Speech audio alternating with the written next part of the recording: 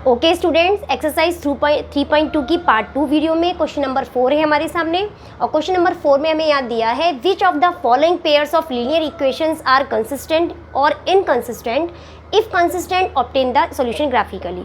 तो यहाँ पे हमें जो पेयर ऑफ लीनियर इक्वेशंस दिए हैं हमें उन्हें चेक करके बताना है कि ये कंसिस्टेंट है या इनकंसिस्टेंट है, और अगर कंसिस्टेंट है तो हमें उसे ग्राफिकल रिप्रेजेंट करना है। ओके, तो हम ये सभी इक्वेशंस को चेक कर लेते हैं। तो कंसिस्टेंट में मैंने आपको बताया था कि consistent pair of linear equation वो होते हैं जिनके कोई सोल्यूशन होते हैं, चाहे यूनिक सोल्यूशन हो और चाहे इन्फिनिटली मैनी सोल्यूशन हो। तो इस तरीके के पेयर को हम बोलेंगे consistent pair of linear equation. And अगर कोई भी सोल्यूशन नहीं होता है या लाइंस पैरेलल होती हैं then pair of linear equation inconsistent होता है। तो हम वन बाय वन चेक कर लेते हैं कि इसके फर्स्ट पार्ट में हमें यहाँ दिया है, हम A1 और A2 की वैल्यूज़ चेक करनी है हमको। A1 की वैल्यू हमें दी है फर्स्ट पार्ट में 1 and B1 is 1 and C1 is -5। इसी तरीके से A2 की वैल्यू है 2 and B2 is 2 and C2 is -10। Okay, तो A1 अपॉन A2 की वैल्यू हमने निकाली और हमें क्या मिला 1/2। इसी तरीके से B1 अपॉन B2 की वैल्यू निकाली, हमें मिला 1/2 एंड C1 अपॉन C2 की वैल्यू चेक करी -5 upon -10, it gives 1/2।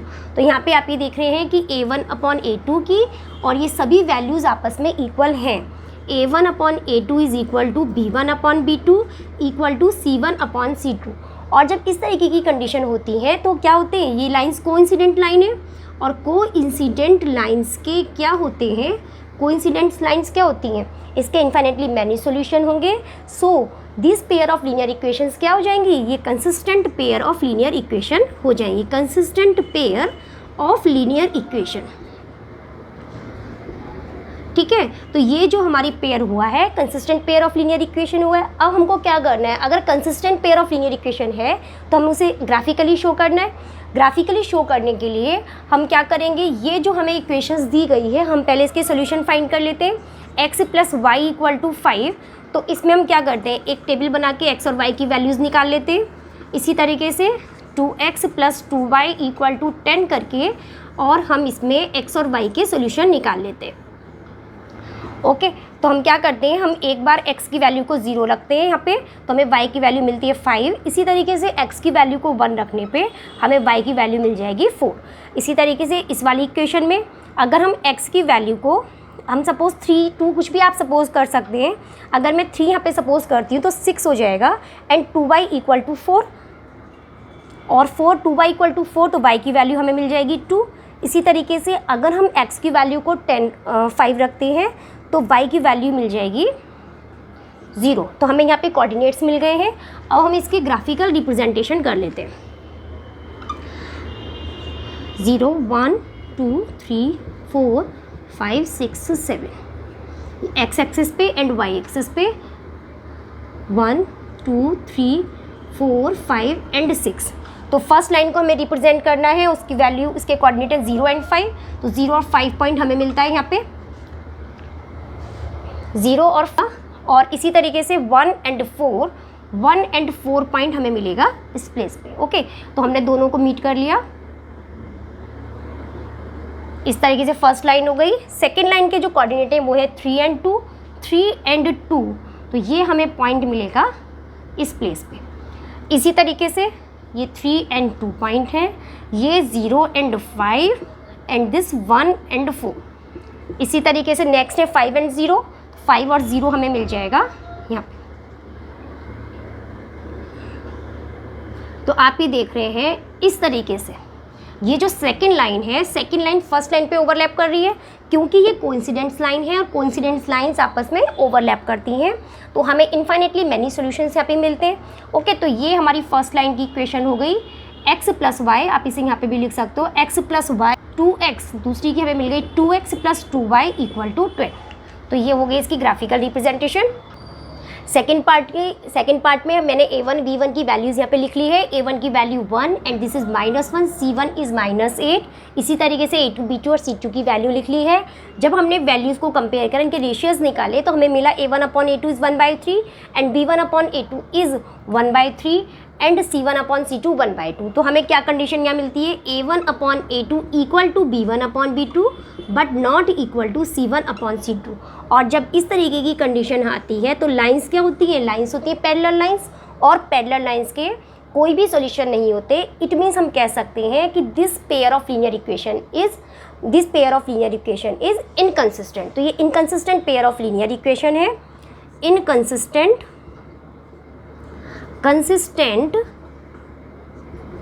Pair of linear equation. क्यों, क्योंकि ये लाइंस पैरेलल हैं, because the lines are parallel so the in pair of linear equation is inconsistent. Okay, तो सेकंड पार्ट में हमें यहाँ पे मिल गया इनकंसिस्टेंट। तो इनकंसिस्टेंट तो शो हो ही नहीं सकती, कोई भी ग्राफिकल रिप्रेजेंटेशन नहीं होती है। इसी तरीके से हम क्या कर सकते हैं, थर्ड पार्ट में हमने यहाँ पे सभी वैल्यूज़ यहाँ पे लिख ली है A1, B1 और C1 की। इसी तरीके से सेकंड इक्वेशन से हमने A2, B2 और C2 की वैल्यूज़ पुट कर ली हैं। अब हम A1/A2 और B1/B2 चेक करते हैं, तो हम ये देखते हैं कि A1/A2 is equal to 1/2 and B1/B2 is equal to -1/2। Means हमको क्या मिला, A1/A2 is not equal to B1/B2। Okay, जब ये कंडीशन हमको मिलती है तो क्या होता है, लाइंस कैसी होती हैं, लाइंस होती हैं इंटरसेक्टिंग लाइंस होती हैं, और इंटरसेक्टिंग लाइंस के क्या होते हैं, यूनिक सॉल्यूशन होते हैं। ओके, तो this pair of linear equation क्या हो गई, कंसिस्टेंट, क्योंकि लाइंस क्या है, इंटरसेक्टिंग लाइंस है, because the lines are intersecting lines, और इंटरसेक्टिंग लाइंस के क्या हो जाएंगे, इट हैज़ यूनिक सॉल्यूशन, और हमें इसका यूनिक सॉल्यूशन मिलेगा। So the pair of linear equation is consistent। अब जब लाइन कंसिस्टेंट है तो कंसिस्टेंट लाइन की हमको ग्राफिकल रिप्रेजेंट भी करना है। तो ग्राफिकल रिप्रेजेंट करने के लिए हम क्या करेंगे, इन लाइन्स के सॉल्यूशन निकाल लेते हैं, दो सॉल्यूशन। तो फर्स्ट हमारी इक्वेशन आ जाती है 2x + y इक्वल टू 6। तो जब हमने इसका सॉल्यूशन निकाला तो हमें क्या मिला, x एंड y, और दूसरा 4x - 2y equal to 4। Okay, तो यहाँ पे हम क्या करते हैं, हम x की वैल्यू को 0 पुट करते हैं। x की वैल्यू 0 पुट करने पे y की वैल्यू मिल जाएगी 6। इसी तरीके से x की वैल्यू को जब हम यहाँ 1 पुट करेंगे तो हमें क्या मिल जाएगा, 1 पुट करने पे y इक्वल टू y मिल जाएगा 4।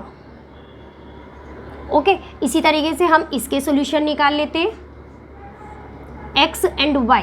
तो x एंड y की वैल्यूज़ हम यहाँ पे लिख देते हैं। अगर हम x की वैल्यू को 1 लिखते हैं, x की वैल्यू को 1 लिखने पे -2y इक्वल टू 4, तो हमें y की वैल्यू क्या मिलेगी, 0।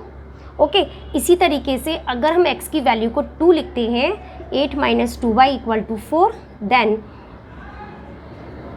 तो y की वैल्यू हमें मिल जाएगी 2 लिखने पे हमें वैल्यू मिल जाएगी 2।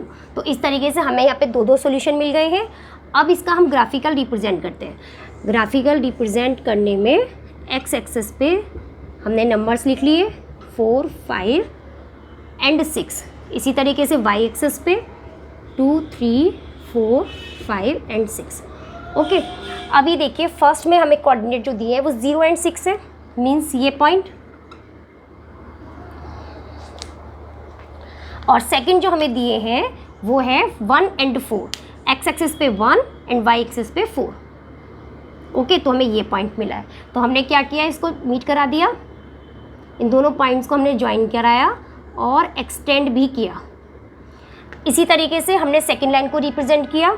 इसके कोऑर्डिनेट हमने 1 एंड 0 माने, 1 एंड 0 मीन्स ये वाला पॉइंट। ओके, इसी तरीके से 2 एंड 2 में हमें मिलेगा ये वाला पॉइंट।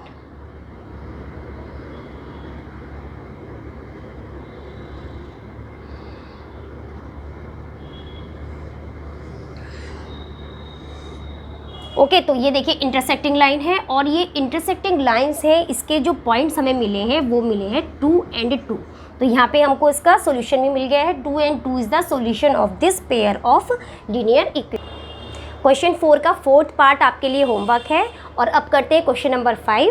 क्वेश्चन नंबर 5 में हमें दिया है half the perimeter of a rectangular garden whose length is 4 metre more than and its width is 36 metre. 4 metre more than its width is 36 metre, find the dimensions of the garden. तो हमें एक rectangular garden दिया गया है और हमें ये condition दी है कि इसकी लेंथ इसके विड्थ से 4 मीटर ज़्यादा है, और साथ में हमें ये भी दिया है कि हाफ द पेरीमीटर, कि इसके पेरीमीटर का जो हाफ अगर किया जाए तो उसकी वैल्यू 36 मीटर है। ओके, तो हम क्या करते हैं, हम इसकी डायमेंशंस को लेट कर लेते हैं। लेट द लेंथ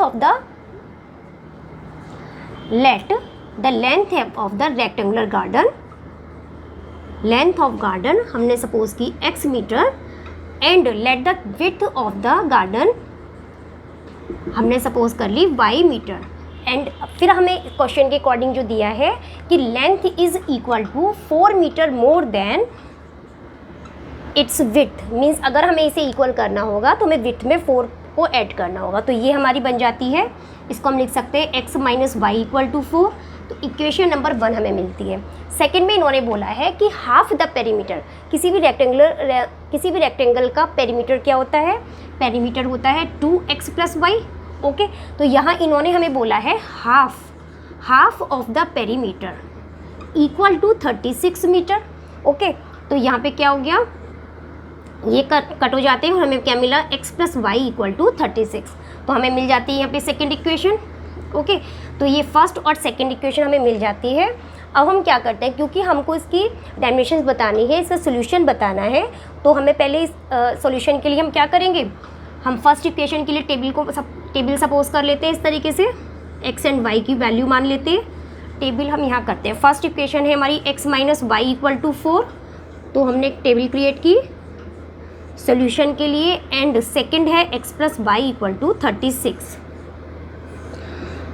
ओके, इस तरीके से अब हमने क्या किया, अगर हम x की वैल्यू को 4 रखते हैं तो y की वैल्यू हमें क्या मिल जाएगी, 0।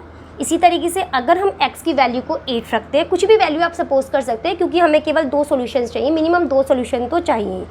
अगर हम 8 रखते हैं देन x की वैल्यू, y की हमें वैल्यू मिलती है 4। ओके, इसी तरीके से x plus y equal to 36। देखिए 36 नंबर बड़ा है तो हम क्या करते हैं, हम इसमें वैल्यू भी बड़ी रखेंगे। एक बार अगर हम इसमें 0 रखते हैं तो हमें क्या मिलेगा, तो हमें मिलेगा 36, और अगर हम इसकी वैल्यू 36 रखते हैं तो हमें y की वैल्यू मिलेगी 0। ओके, अब हम इसको ग्राफिकल रिप्रेजेंट करेंगे।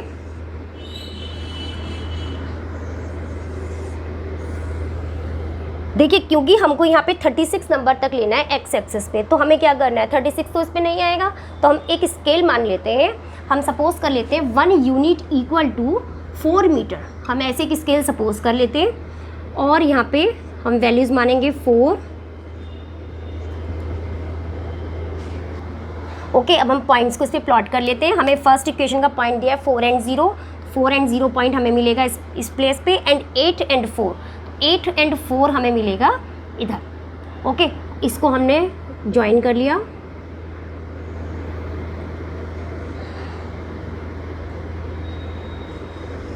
इसी तरीके से सेकंड इक्वेशन को देखते हैं 0 एंड 36, तो 0 एंड 36 हमें मिलेगा इस प्लेस पे, एंड 36 एंड 0 मिलेगा इस प्लेस पे।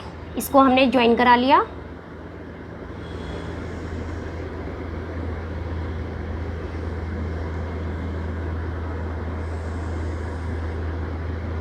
इसके कोऑर्डिनेट हमें मिलेंगे यहाँ से 20 एक्स एक्सेस पे, एंड वाई एक्सेस पे हमें मिलेगा यहाँ पे 16। हमको यहाँ पे इसके कोऑर्डिनेट मिल जाते हैं।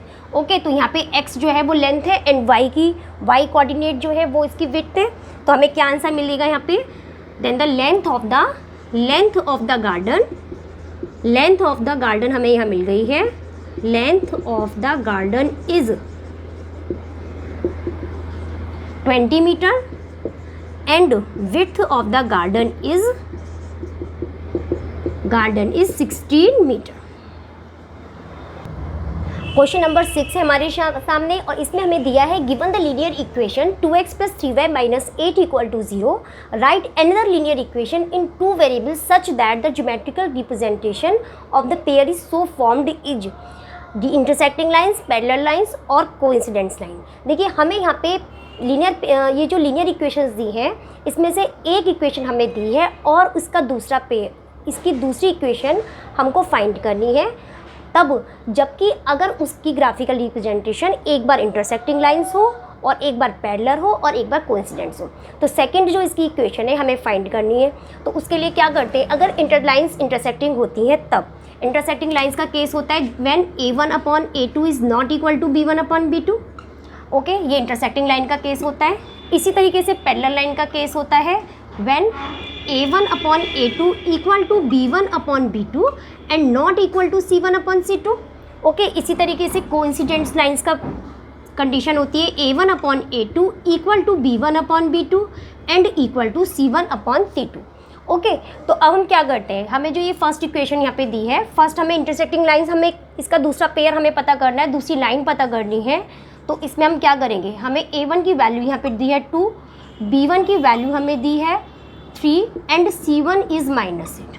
ओके, तो हमें इसी तरीके से a2, b2 और c2 की वैल्यू अपनी साइड से कोई भी वैल्यूज़ आप रख सकते हैं, बट कंडीशन ये होनी चाहिए कि क्योंकि ये इंटरसेक्टिंग लाइंस हैं इनके रेशियोज़ आपस में इक्वल नहीं होने चाहिए। तो हम a2 कुछ भी सपोज कर सकते हैं, हमने सपोज a2 आप कुछ भी कर सकते हैं, सपोज आपने 5 रख लिया, 7 रख लिया, कुछ भी आप रख सकते हैं इसमें। इसी तरीके से b2 की वैल्यू यहाँ मैंने 4 सपोज कर ली है, आप कुछ और भी लिख सकते हैं, 5 भी लिख सकते हैं, बट इनके रेशियोज़ इक्वल नहीं आने चाहिए। तो आप ये देखिए a1 एंड c2 की वैल्यू भी हम यहाँ पे कुछ भी रख सकते हैं, आप 3 रख लो, 5 रख लो, -3 रख लिया है मैंने यहाँ पे। ओके, तो अब आप ये देख रहे हैं कि a1/a2 is not equal to b1/b2। a1/a2 की वैल्यू बनी है 2/5 एंड b1/b2 की वैल्यू बनी है 3/4 which is not equal. Okay, तो हमें जो सेकेंड इक्वेशन मिली है उसके कोफिशिएंट ये है। ओके, ये कोफिशिएंट लेके हम सेकेंड इक्वेशन को बना लेते हैं। तो हमारी सेकेंड इक्वेशन क्या बनती है, 5x + 4y एंड -3 = 0। ओके, तो हमें इस लाइन का, ये जो हमें लाइन गिवन है उसकी सेकेंड लाइन हमको मिल गई है। तब मिलके ये जो पेयर ऑफ लीनियर इक्वेशन होंगी ये इंटरसेक्टिंग लाइंस होंगी। ओके, तो ये तो हो जाता है इसका फर्स्ट पार्ट। अब पैरेलल लाइंस के लिए क्या होता है, पैरेलल लाइंस के लिए कंडीशन होती है कि a1/a2 इक्वल टू b1/b2 तो हो, but is not equal to c1/c2। तो इसके लिए हम क्या करते हैं, ये तो हमारी फर्स्ट लाइन हो गई। अब हम क्या करेंगे इसमें, क्योंकि हमें कंडीशन चाहिए कि इस और b2 की वैल्यू को क्या सपोज करें। सपोज a2 की वैल्यू हमने 4 सपोज कर ली एंड b2 की वैल्यू 6 सपोज कर ली, तब हमें क्या मिलेगा, a1/a2 मिल जाएगा 2/4, जिसे रिड्यूस करके हम लिख सकते हैं 1/2। इसी तरीके से b1/b2 में 3/6 है, तो रिड्यूस करके हमें मिलेगा 1/2। ओके, एंड c1/c2 मिला है 8/3। तो हमें यहाँ क्या मिल गया, a1/a2 is equal to b1/b2 but not equal to c1/c2 के। ये कंडीशन हमको यहाँ मिल गई है। तो हमारी जो इक्वेशन बन के आएगी a2 की इन कोफिशिएंट को लेकर के हमें इक्वेशन बनानी है। तो हमारे पास क्या बनेगा, 4x एंड b2 हमें दिया है 6, तो बना 6y एंड c2 की वैल्यू दी है -3 = 0। तो ये हमें मिल गई है दूसरी इक्वेशन। ये दोनों equation 2x + 3y - 8 = 0 and this equation both linear equation are parallel lines. Okay, तो पैरेलल लाइंस के हमें दोनों पेयर यहाँ पे मिल गए हैं। अब हम थर्ड पार्ट में लेते हैं इसकी कोइंसिडेंस लाइन। देखिए, जो कोइंसिडेंस लाइन होता है उसमें क्या होता है कि ये आपस में इक्वल होते हैं और साथ में c1/c2 भी इनके इक्वल होता है। तो यहाँ हमें a1/a2 b1/b2 तो इक्वल दिया है, ये वाली लाइन हम यूज़ कर सकते हैं, ये वाले कोफिशिएंट। यहाँ हम c2 की वैल्यू को चेंज कर लेते हैं। c2 की वैल्यू को अगर हम 16 कर लेते हैं तो हमें क्या मिल जाएगा, हमें मिल जाएगा -8/-16 विच इज़ 1/2। तो यहाँ फिर क्या हो जाएगा, तीनों ही रेशियोज़ आपस में इक्वल हो जाएंगे और जो हमारी इक्वेशन बनेगी वो बनेगी 4x + 6y एंड -16 = 0। तो ये हमारा यहाँ पे थर्ड पार्ट हो जाता है। तो ये हो जाएगा कोइंसिडेंट लाइन की दूसरी लाइन। फर्स्ट लाइन ये है और सेकेंड लाइन हमें यहाँ पे ये मिल गई। क्वेश्चन नंबर 7 है, draw the graphs of the equations x - y + 1 = 0 and 3x + 2y - 12 = 0। Determine the coordinates of the vertices of the triangle formed by these lines and the x axis and shade the triangular region. तो हमें यहाँ पे 2 equations दी गई हैं, तो हमें इसके coordinates, हमें इनका ग्राफ को ड्रॉ करना है और अगर जो भी ट्रायंगल यहाँ पे बनता है उसके हमें वर्टिसेस के कोऑर्डिनेट पता करने हैं। ओके, तो हम यहाँ पे जो हमारी फर्स्ट इक्वेशन है वो है x - y + 1 = 0। इसमें हम क्या करते हैं, इसके सॉल्यूशन के लिए हम x और y की कुछ वैल्यू सपोज कर लेते हैं। एक्स एंड वाई की हमने कुछ वैल्यू सपोज अगर हमने एक्स की वैल्यू 0 रखी तो हमें वाई की वैल्यू मिलती है 1। ओके, इसी तरीके से अगर हमने एक्स की वैल्यू 1 रखते हैं तो हमें वाई की वैल्यू क्या मिलेगी, हमें वाई की वैल्यू मिल जाएगी 2। इसी तरीके से सेकंड इक्वेशन हमें दी गई है यहाँ पे, ये फर्स्ट इक्वेशन हो गई। And 3x + 2y - 12 = 0। इसमें भी हम ऐसे ही इसके 2 कोऑर्डिनेट्स पता कर लेते हैं। ओके, तो हम क्या करेंगे इसमें, अगर हम x की वैल्यू को 0 रखते हैं तो हमें y की वैल्यू क्या मिल जाएगी, 6 मिल जाएगी। ओके, इसी तरीके से अगर हम इसकी वैल्यू को 2 रखते हैं तो 2 and 3 6 और ये हो जाएगा -6, तो हमें y की वैल्यू मिल जाएगी 3। ओके, तो हमें यहाँ पे दोनों के सॉल्यूशन पता चल गए हैं दोनों लाइंस के। अब हम इसको ड्रॉ कर लेते हैं, इसे ग्राफ पे ड्रॉ कर लेते हैं। 0 1 2 3 4 4 5 एंड -1 -2। ओके, तो हमने हमें कोऑर्डिनेट जो लिए फर्स्ट लाइन के वो लिए हमने 0 and 1। हमें यहाँ पे मिला है 0 and 1, तो 0 and 1 जो पॉइंट है वो है हमें ये वाला पॉइंट मिला है। ओके, इसी तरीके से सेकंड लाइन के लिए हमें मिला है 1 and 2, तो ये पॉइंट हमें यहाँ पे मिला है। ओके, हमने इसको मिला लिया, इसको मीट किया इस तरीके से करके, एक्सटेंड किया। अब सेकंड लाइन के लिए हम कोऑर्डिनेट लेते हैं 0 and 6, तो 0 and 6 हमें मिलेगा वाई एक्सिस पे 6 है, तो ये पॉइंट हमें मिलेगा यहाँ 0 and 6, तो x पे 0 and y पे 6, तो ये पॉइंट हमें मिला है यहाँ पे। इसी तरीके से 2 and 3 जो हमें पॉइंट मिला है वो मिला है इधर। ओके, अब हमने इसको भी आपस में मीट कराया और मीट करा करके हमको क्या मिला, ऐसे।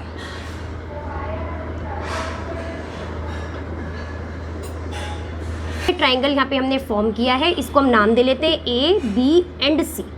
और इसके वर्टिसेस, इसके जो कोऑर्डिनेट है इसके वर्टिसेस के वो हमें बताने। तो जो A हमें पॉइंट मिला है, A वर्टिसेस मिला है, तो इसके कोऑर्डिनेट क्या हमें दिख रहे हैं, -1 and 0। ओके, इसी तरीके से B है, B के हमें क्या मिल रहे हैं, 2 and 3। ओके, इसी तरीके से C पॉइंट में हमें क्या मिला, 0 and 4, 4 and 0। x की वैल्यू हो गई 4, y की वैल्यू हो गई 0। ओके, तो हमें यहाँ पे तीनों इसके मिल गए हैं, तो यहाँ पे हमने इसकी वैल्यू लिख ली। a = -1 and 0, b = 2 and 3 and c के कोऑर्डिनेट से 4 and 0। साथ में इन्होंने ये भी बोला है and shade the triangular region. तो जो हमें ये ट्रायंगल मिला है हम इसको शेड कर लेते हैं इस तरीके से करके, आपको इसको शेड करके दिखा देना है। ओके स्टूडेंट्स, तो ये हमारे सभी क्वेश्चन इस एक्सरसाइज के कंप्लीट हो गए हैं। आई होप इसका सॉल्यूशन, इसकी एक्सप्लेनेशन आपको बहुत अच्छे से समझ में आई होगी। अगर आपने चैनल को अब तक सब्सक्राइब नहीं किया है तो चैनल को सब्सक्राइब करें, लाइक करें और अपने फ्रेंड्स के साथ शेयर करें। Thank you.